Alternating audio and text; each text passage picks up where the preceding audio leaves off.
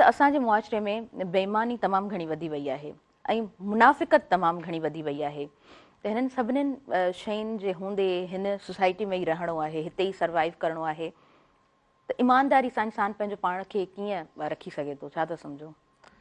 ॾिसो, इस्लाम जो ताल्लुक़ तक़रीबन मुआशरत सां आहे। हा हा, जेकॾहिं तव्हां हिन राति जे हवाले सां पढ़ंदव जेका गुज़री आहे शाबान जी निस्फ़ राति, शब बरात, त उन में तव्हां ॾिसंदो त अहादीस में आयो आहे त हिन राति में अल्लाह तबारक व ताला बनू कल्ब जी ॿकरियुनि जे वारनि खां वधीक ॿाननि जी बख़्शिश मक़सद फरमाईंदो आहे, सुभान अल्लाह। उन्हनि खे दोज़ख मां निजात अता फरमाईंदो आहे।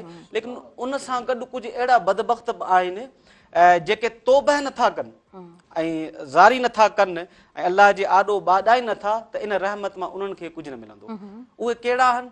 उन में हिकिड़ो अचे थो पंहिंजे वालदेन जी नाफ़रमानी करण वारो, शराब जो आदी, ज़िना जो आदी, ऐं कंहिं मुस्लमान जे बारे में दिलि में कीनो ऐं बुध रखण वारो। हाणे तव्हां ॾिसो न, इन सभिनि जो ताल्लुक़ कंहिंसां? मुआशरे सां।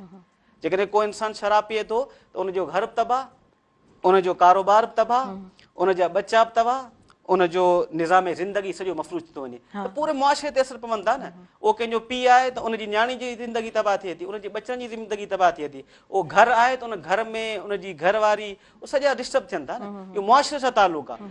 कीनू बुग़्ज़ तव्हां ॾिसो त हिकिड़ो इंसानु जेकॾहिं कंहिं मुस्लमान जे ख़िलाफ़ दिलि में कीनू रखे थो, छा थो करे? उनखे तकलीफ़ थो ॾे, उनखे ईज़ा थो ॾे, उनखे ज़लील करण जी कोशिशि थो करे, उनखे अॻियां न वधण जे लाइ उहे जेका कमकार थो करे। इहो सॼो ॾिसो न, नबी करीम सल्लल्लाहु अलैहि वसल्लम जे फरमूदात खे ॾिसो, इहे सभिनि जो ताल्लुक़ मुआशरे सां आहे। बदकिस्मती सां असां दीन खे अलॻि करे छॾियो आहे ऐं मुआशरे खे हिन में दीन जो को कमु न आहे। दीन जो ताल्लुक़ मस्जिद ताईं, इहो हरगिज़ न आहे। दीन जो ताल्लुक़, इस्लाम जो ताल्लुक़ असांजे हर अमल सां आहे।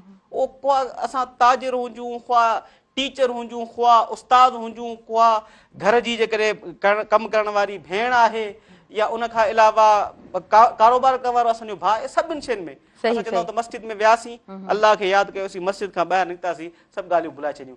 तव्हां जेकॾहिं मज़ाहिब जी तारीख़ खे पढ़ंदव न, मज़ाहिब जेके पोइते थी विया उन्हनि जो इहा ई वजह हुई त उन्हनि जेको पंहिंजी ज़िंदगी मां मज़हब खे महदूद करे छॾियो। हालांकि इस्लाम जो ताल्लुक़ असांजे हर अमल सां आहे, असांजी फ़िक्र सां, असांजी सोच सां।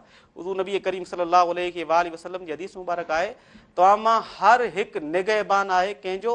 पंहिंजे मातहतनि जो। जेकॾहिं घर जो सरबराह आहे त उहो पंहिंजे बचनि जो निगहबान आहे, ऐं उनजी निगहबानी जे हवाले सां उनखां सवाल कयो वेंदो, उनखां पुछियो वेंदो। उनजी न्याणी जेकॾहिं आहे त उहो उनजो निगहबान आहे, उहा उनजी घरवारी आहे त उहो उनजो निगहबान आहे। जेकॾहिं ऑफिस में को जेकॾहिं उनजा मातहत कमु करण वारा मुलाज़िम आहिनि त उहो उन्हनि जो निगहबान आहे, उन्हनि खां सवाल उनजे बारे में थियणो आहे। त उन्हनि खे तव्हां केतिरियूं सहूलियतूं ॾिनियूं या हुननि सां कीअं रवैयो इख़्तियार कयो? ॾाढो ख़ूबसूरत ॻाल्हि कई आहे त दीन सिर्फ़ु इस्लाम जी जेकॾहिं ॻाल्हि कयूं त मस्जिद ताईं महदूद कोन आहे, या इंसान जा जेके तमामु अमाल आहिनि, अव्हां जा तमामु जेके कमकार आहिनि, दुनियावी जेके बि मामलात आहिनि, उहे अव्हां जे दीन ऐं उन दुनियावी मामलात खे जेकॾहिं अव्हां ॾिसो था त इहे सभु शयूं गॾु थियल आहिनि। ईअं कोन आहे त तव्हां हिकु जॻहि ते सेपरेट पंहिंजे दीन खे रखो था ऐं ॿियनि तमामु मामलात खे तव्हां अलॻि करे छॾियो था, सेपरेट करे छॾियो था।